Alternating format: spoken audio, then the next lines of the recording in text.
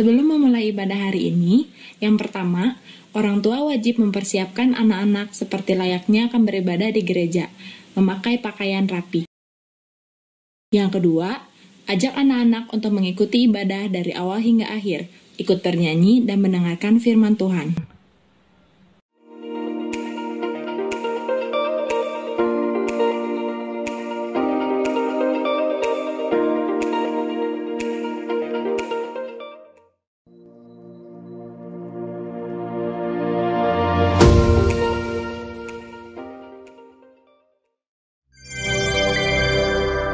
Shalom adik-adik Victory Kids. Shalom semua. Selamat pagi. Pagi Kak Fani. Adek, Iya, apa? tahu nggak minggu depan kita bakal ngerayain apa? Minggu depan ngerayain apa ya? Bentar, lihat kalender. Oh iya, hari Jumat ada merah sih Kak Fani. Itu merah apa ya? Merah apa ya? Itu hari Jumat Agung. Oh, Minggunya Jumat itu kan Agung. Jumatnya. Minggunya.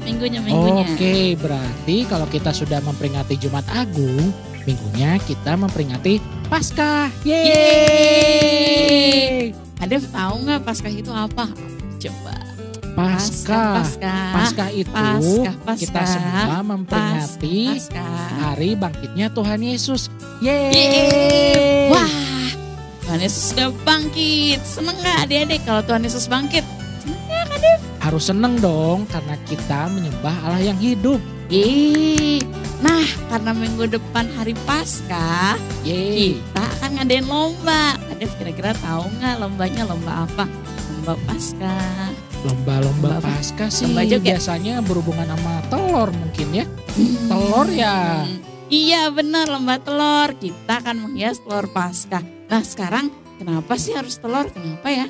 Paskah itu identik sama telur. Kenapa ya Nah Kak Dev? itu kenapa Kak Fani Paskah identik dengan telur? Itu kan lambang kelahiran baru. Jadi ceritanya nih, misalnya telur. Mm-mm. Nah, si ayam menetaskan telur. Nah, telur kalau udah pecah jadi apa?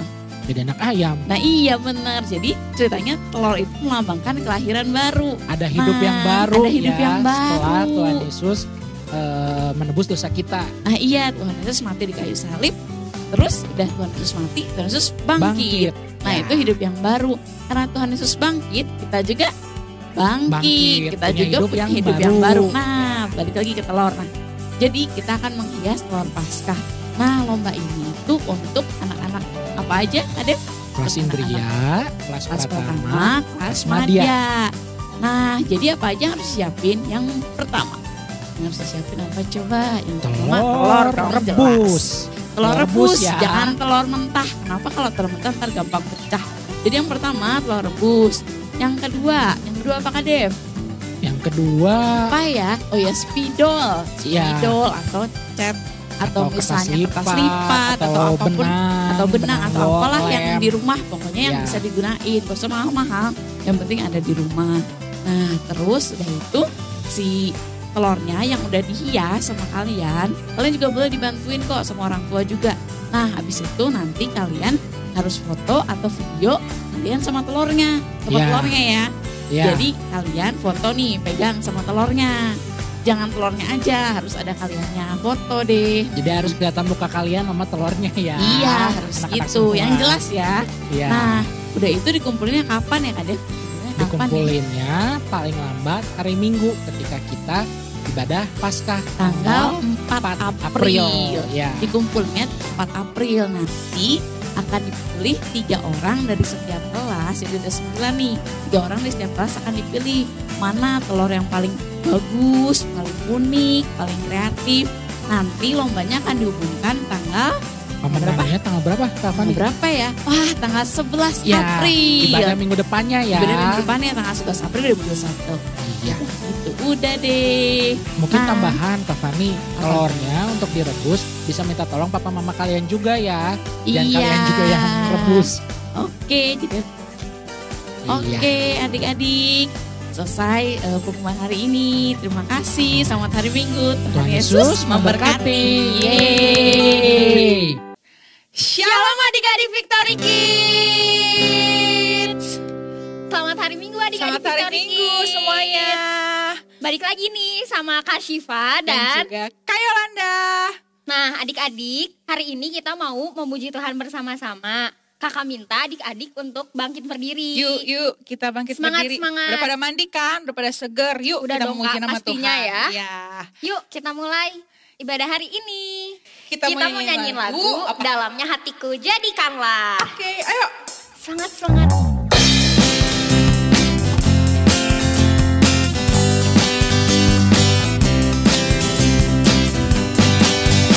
Dalamnya hatiku jadikanlah selalu senang terus. Ya Yesus berikanlah padaku sukacita, oh sukacita. Dalamnya hatiku jadikanlah selalu senang terus. Ya Yesus berikanlah padaku sukacita, oh sukacita. Haleluya, haleluya, haleluya, amin, amin. Haleluya, haleluya, haleluya, amin, amin. Nah, sekarang kita mau nyanyiin lagu yang kedua. Kita harus lebih semangat lagi Ya ya. dong, kita nyanyiin lagu apa nih Kak Siva? Dunia boleh. Katakanku tak berarti, tapi Tuhan memandang kita istimewa. Dunia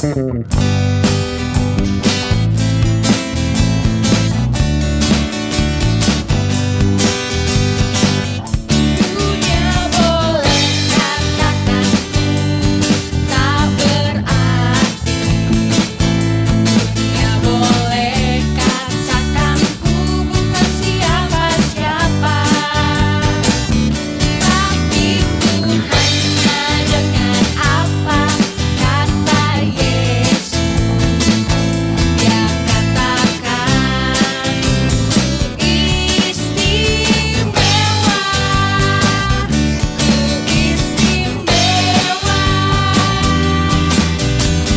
karena aku miliknya, ku istimewa, berharga di matanya, ku istimewa. Yesus mengasihiku, Dia lahir dalam hatiku dan jadikan ku istimewa,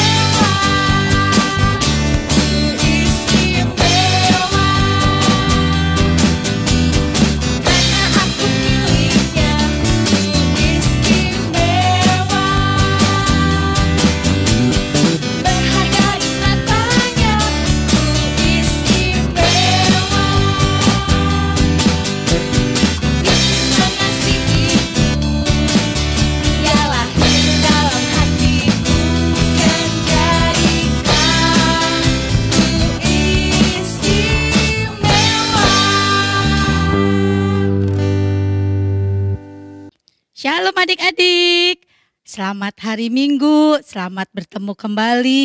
Tante berharap semua adik-adik saat ini sudah siap ya untuk mendengarkan firman Tuhan, amin.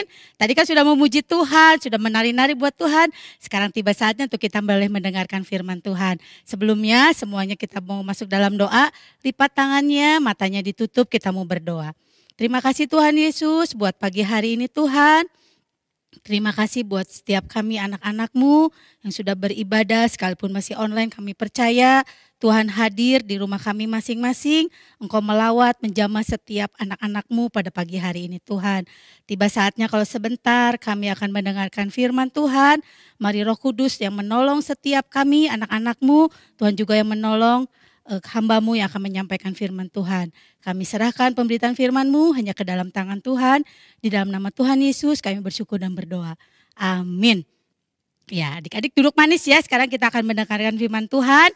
Pagi hari ini firman Tuhan berjudul Yesus mati di salib. Ya, adik-adik masih ingat kan ya minggu lalu ceritanya bahwa Tuhan Yesus ditangkap di sebuah taman di Bukit Zaitun. Nah, waktu Tuhan Yesus ditangkap, Tuhan Yesus dibawa oleh orang-orang ini ke hadapan Pilatus.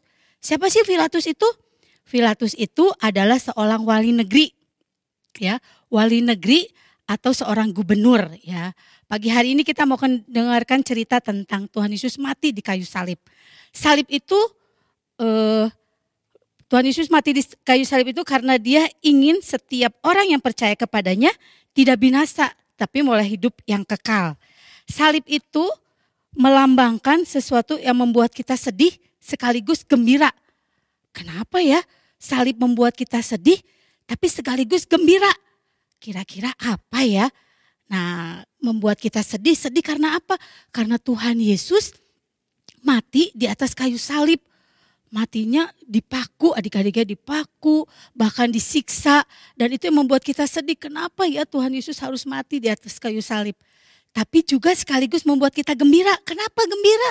Karena seharusnya bukan Tuhan Yesus yang disalib, tetapi kita. Kita adalah orang-orang yang berdosa.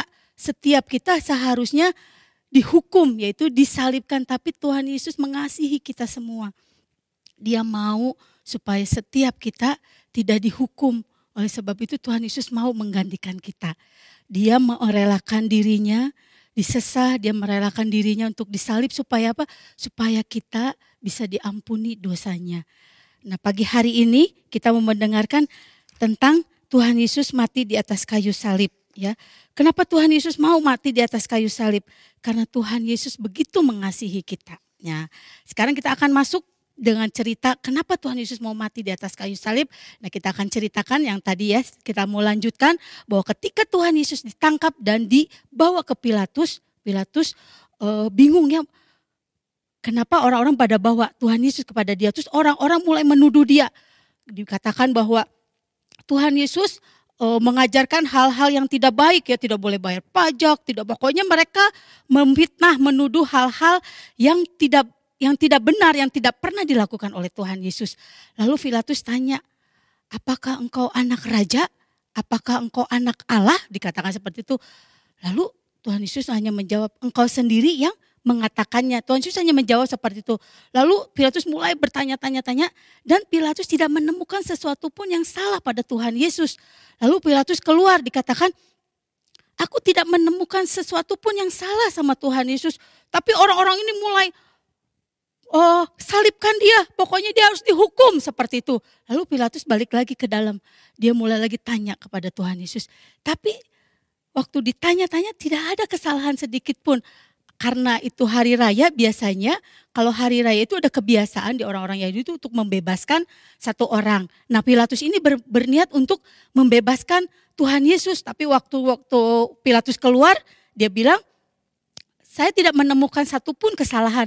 Jadi saya mau bebaskan Yesus, orang Nazaret ini. Tapi orang-orang dan ahli-ahli Taurat di situ, wali-wali di situ juga nggak mau. Pokoknya tidak boleh. Harus disalibkan dia. Wah, waktu itu ada seorang penjahat, seorang pembunuh yang sedang dipenjara, namanya Barabas. Lalu mereka bilang, bebaskan Barabas, tapi salibkan Yesus. Wah, semakin bingung, akhirnya Pilatus balik lagi ke dalam, dia bingung ya, karena tidak menemukan kesalahan apapun pada Tuhan Yesus. Nah, pada waktu itu akhirnya dilepaskanlah ya. Akhirnya Pilatus bilang daripada bingung ya, daripada orang-orang pada ramai, semuanya udah pada kacau, akhirnya Tuhan Yesus diserahkan kepada orang banyak itu. Lalu Barabas dilepaskan. Waktu Yesus dibawa, sama orang-orang dibawalah Yesus ke satu tempat di pengadilan, lalu jubahnya dicopot diganti oleh baju yang pakai baju yang ungu ya, kain ungu diganti, lalu mereka mulai menganyam mahkota dari duri ya. Kalau seorang raja kan biasanya dikasih apa adik-adik? Kasih mahkota. Mahkotanya biasanya apa kalau raja? Mahkotanya yang dari permata seperti itu ya. Tapi orang-orang ini mengolok-olok Tuhan Yesus, dia ngejek raja orang Yahudi, tapi mereka tidak memberikan mahkota yang bagus. Mereka mulai menganyam mahkota dari duri. Lalu mereka masukkan di atas kepala Tuhan Yesus. Karena itu duri, biasanya adik-adik pernah gak ketusuk duri atau apa gitu ya. Terus berdarah, kira-kira sakit gak? Pasti sakit ya. Mungkin ada adik-adik yang tiba-tiba kena ketusuk jarum sedikit, oh darahnya nangis, wah, pasti nangis ya. Apalagi adik-adik yang masih Indria dan Pratama pasti mulai mama jerit-jerit. Bayangkan ini Tuhan Yesus kepalanya dikasih mahkota duri. Durinya enggak kecil-kecil, adik-adiknya gede-gede. Waktu ditancapkan, plus gitu ya. Darahnya mulai mengalir, ya, banyak sekali darah ke muka Tuhan Yesus. Dan setelah itu Tuhan Yesus dikasih lagi buluh kayu untuk dibawa ya. Tuhan Yesus selalu digiring ya, dibawa oleh orang-orang untuk menuju ke satu bukit yang dinamakan Bukit Tengkorak ya. Tuhan Yesus dibawa ke sana, tapi karena Tuhan Yesus sudah dipukul sebelumnya, bahkan sudah dikasih mahkota duri, lama-lama Tuhan Yesus sudah lemas, sudah tidak kuat karena Tuhan Yesus jatuh di dalam perjalanan, mulai jatuh, bawa kayu, jatuh, bangun lagi, dipukul lagi, sampai akhirnya waktu itu ada seorang yang bernama Simon dari Kirene, waktu dia lewat, nah dia dipanggil, dia untuk menolong membawakan buluh yang tadi salib itu ya dipanggul supaya Tuhan Yesus tetap kuat sampai di Bukit Tengkorak nanti ya untuk disalibkan. Nah bersama Tuhan Yesus waktu itu juga ada 2 orang penjahat. Jadi waktu Yesus sudah sampai di Bukit Tengkorak, mulailah Tuhan Yesus dipaku ya. Dipaku tangannya, kanan kiri terus kakinya. Ya, bayangkan adik-adik waktu dipaku pasti Tuhan Yesus sakit ya. Sakit sekali, tapi Tuhan Yesus ingat. Karena Tuhan Yesus ingin setiap orang nanti diselamatkan, diampuni dosanya. Oleh sebab itu Tuhan Yesus begitu mengasihi kita. Walaupun sakit, Tuhan Yesus tahan semuanya karena memang Allah yang menyuruh Tuhan Yesus untuk melakukan apa yang Allah inginkan supaya orang-orang tidak binasa yang percaya kepada Tuhan Yesus. Nah, waktu Tuhan Yesus disalibkan ya, dan itu pasti sangat menyakitkan ya adik-adik ya. Bayangkan saja dipaku kakinya, tangannya, lalu digantung di atas kayu salib. Itu pasti sangat menyakitkan ya. Bukan hanya tangan dan kaki yang sakit, pasti Tuhan Yesus juga sakit. Aduh, kenapa orang-orang ini melakukan ini kepada saya? Padahal saya tidak melakukan dosa, tapi Tuhan Yesus akhirnya tahu bahwa semuanya dilakukan karena Allah ingin Tuhan Yesus menanggung setiap dosa-dosa kita. Lalu Tuhan Yesus berdoa, Tuhan ampuni karena mereka tidak tahu apa yang mereka perbuat. Tuhan Yesus begitu mengasihi, sekalipun orang-orang itu sudah berbuat jahat, tapi Tuhan Yesus sudah mengampuni mereka. Ya waktu Tuhan Yesus disalib, nah, ada 2 orang penjahat yang tadi ikut akan disalib juga, ada di sebelah kanannya dan sebelah kirinya. Ya, seorang penjahat di sebelah Yesus itu percaya bahwa Yesus adalah sang juru selamat. Tapi juga ada satu orang yang tidak percaya, seorang penjahat itu bahkan mengolok-ngolok Tuhan Yesus. Bilang, kalau engkau anak Allah, kau turun dari salib, selamatkan dirimu. Seperti itu ya. Tapi penjahat yang satunya ini bilang, ya, kamu tidak boleh bilang seperti itu. Kalau kita disalib karena kita berbuat jahat, ya kita wajar disalib. Tapi dia tidak berbuat jahat. Dia adalah juru selamat. Nah waktu seperti itu bilang ya, orang penjahatnya itu bilang seperti itu. Lalu penjahatnya itu bilang sama Tuhan Yesus, Tuhan Yesus kalau engkau ada nanti di Firdaus ingat sama saya ya, katanya gitu. Tuhan Yesus bilang saat ini juga engkau ada bersama-sama aku di dalam Firdaus ya. Kira-kira pada jam 12 siang ya langit jadi gelap semuanya. Ya adik-adik kalau jam 12 siang gelap apa terang? Terang ya, karena ada matahari ya. Nah itu pas jam 12 siang tiba-tiba semuanya gelap. Wah kayak malam-malam. Ya adik-adik kalau malam pasti gelap ya di luar, kalau tidak ada matahari, tidak ada bulan, tidak ada lampu, semua pasti gelap. Nah itu kejadian seperti itu. Jam 12 siang semua langit itu gelap. Ya, gelap sekali, bahkan ada gempa bumi ya. Dan semuanya jadi gelap selama 3 jam ya. Semuanya tidak ada. Nah Tuhan Yesus mati di atas kayu salib. Kemudian Tuhan Yesus menyerahkan, Bapa, ke dalam tanganmu kuserahkan nyawaku. Ya, Tuhan Yesus mati di kayu salib. Tuhan Yesus begitu mengasihi kita. Seharusnya kita yang digantung di atas kayu salib. Seharusnya kita yang disalib. Tapi adik-adik, Tuhan Yesus sayang sama tante, sama adik-adik semua. Jadi Tuhan Yesus mau supaya kita yang percaya sama Tuhan Yesus, kita tidak lagi menerima penghukuman, tapi kita boleh menerima keselamatan yang sudah Tuhan Yesus berikan buat kita. Akhirnya Tuhan Yesus mati di atas kayu salib, ya. Mati di atas kayu salib, dan seorang pengikut Yesus yang bernama Yusuf, ya, dia menghadap ke Pilatus dan dia minta untuk menguburkan tubuh Tuhan Yesus. Akhirnya diizinkan dan akhirnya mayat Tuhan Yesus diturunkan, ya, diturunkan. Lalu Yusuf ini mulai membungkus dengan kain lenan dan memberikan rempah-rempah, ya, wangi-wangian, dan Tuhan Yesus dikuburkan di satu kuburan yang dengan batu yang besar. Tuhan Yesus dikuburkan di situ. Akhirnya mereka semua pengikut-pengikut Tuhan Yesus yang menguburkan Tuhan Yesus, mereka pulang ke rumah mereka masing-masing karena hari Sabat hampir tiba. Mereka tidak menyadari bahwa Yesus sebenarnya tidak mati.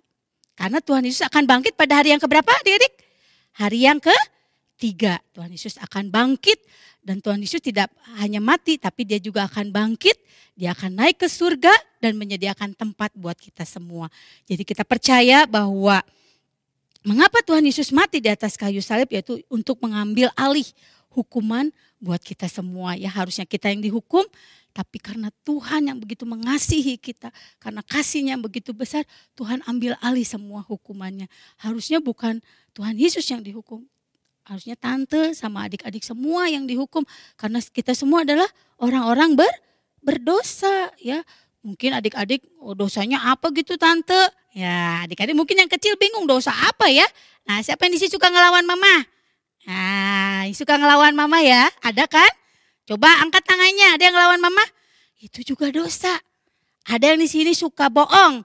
Misalnya bilang, udah minum obat? Udah, padahal obatnya di mana? Dibuang ke kolong, ya. Ada lagi yang susah untuk makan. Kalau suruh makan malah nangis atau ngelawan, gak mau. Itu juga dosa. Nah, tapi pagi hari ini kita sadar bahwa setiap upah dosa apa? Maut, yaitu hukuman. Tapi Tuhan Yesus dengan kasih-Nya, dia menggantikan kita, mengambil alih semua hukuman dosa dari kita dengan Tuhan Yesus mati di atas kayu salib, ya. Dengan kematian Tuhan Yesus di atas kayu salib, ya, Tuhan menggantikan kita. Jadi setiap kita yang percaya kepada Tuhan Yesus, kita tidak akan binasa, ya, melainkan beroleh hidup yang kekal. Nah, pertanyaannya, apakah Tuhan Yesus akan tetap mati? Enggak. Pada hari yang ketiga tadi apa? Tuhan Yesus bangkit. Nah, nanti ceritanya seperti apa? Tuhan Yesus bangkit, Tuhan Yesus hidup. Kita akan dengarkan ceritanya minggu depan. Jadi adik-adik nanti dengar ceritanya, ya. Tadi kan sampai hari ini kita dengar ceritanya Tuhan Yesus mati di kubur. Nah, tapi Tuhan Yesus tidak hanya mati, tapi Tuhan Yesus akan bangkit pada hari yang keberapa tadi? Hari yang ketiga. Nah, itu cerita firman Tuhan pada pagi hari ini, ya, bahwa kita sedih karena salib itu melambangkan bahwa kita sedih, tapi sekaligus gembira. Sedihnya apa? Sedih karena Tuhan Yesus mati di atas kayu salib. Gembiranya apa? Karena Tuhan Yesus sudah menggantikan kita. Harusnya kita yang disalib, harusnya kita yang dihukum, tapi kita bergembira karena Tuhan Yesus menggantikan kita di atas kayu salib, yang harusnya kita yang dihukum, tapi Tuhan Yesus yang dihukum karena menggantikan kita. Nah, ayat hafalannya buka di Roma 5 ayat 8b, bunyinya, Kristus telah mati untuk kita ketika kita masih berdosa. Nanti adik-adik hafalkan ayat hafalan ini, divideokan dan dikirim ke gurunya masing-masing. Jangan lupa ya, ditunggu nanti videonya.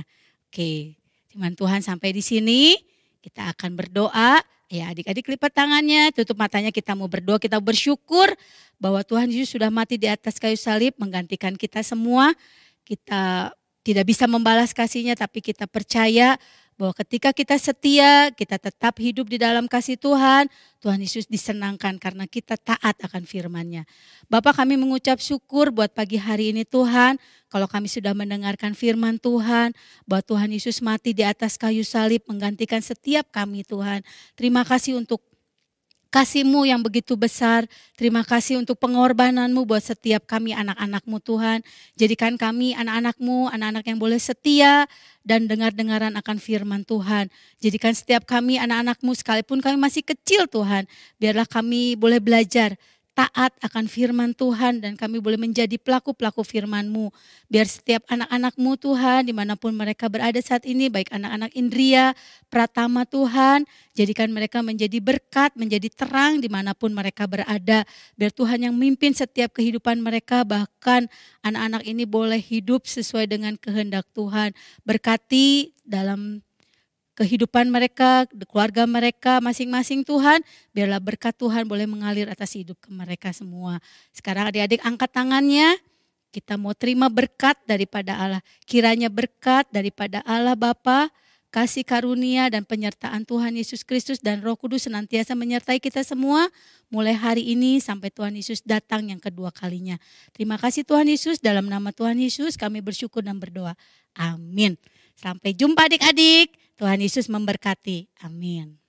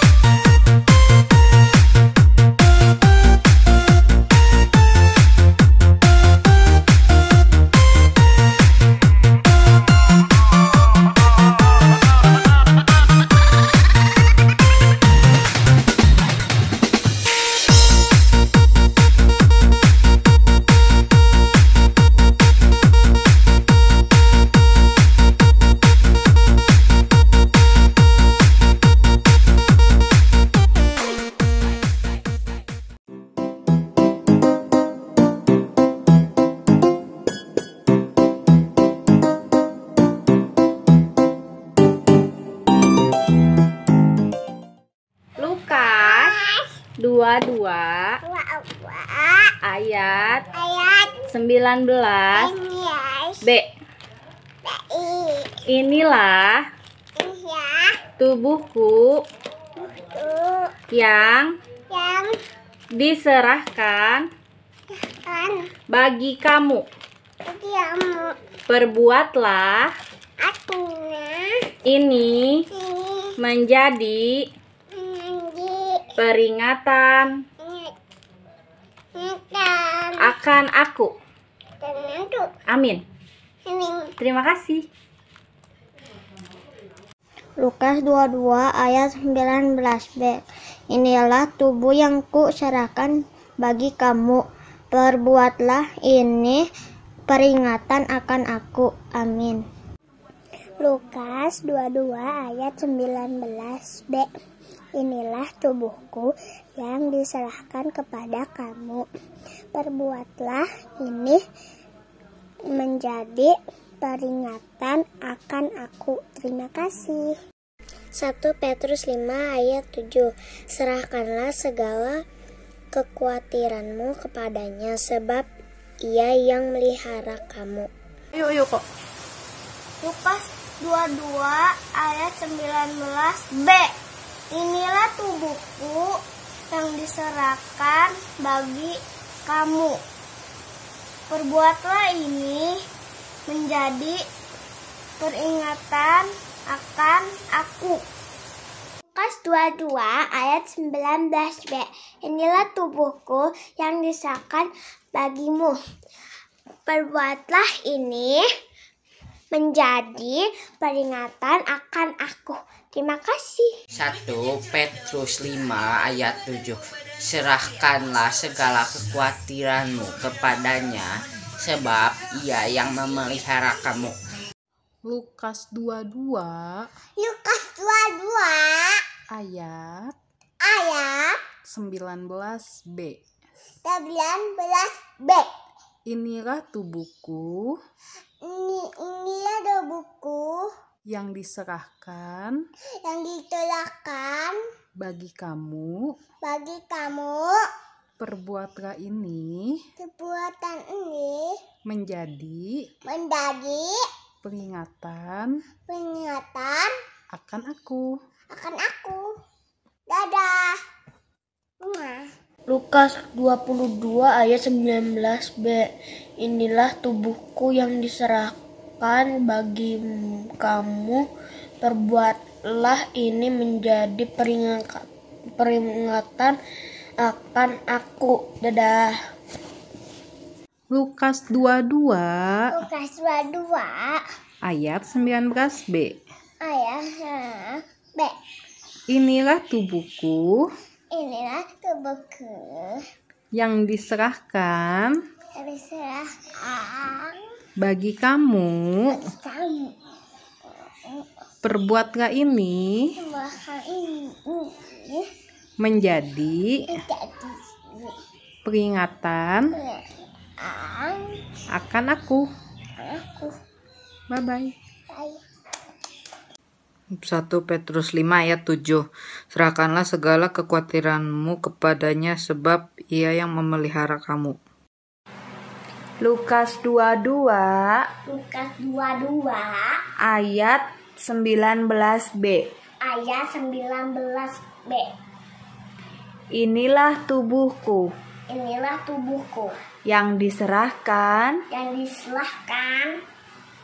kepada kamu. Perbuatlah ini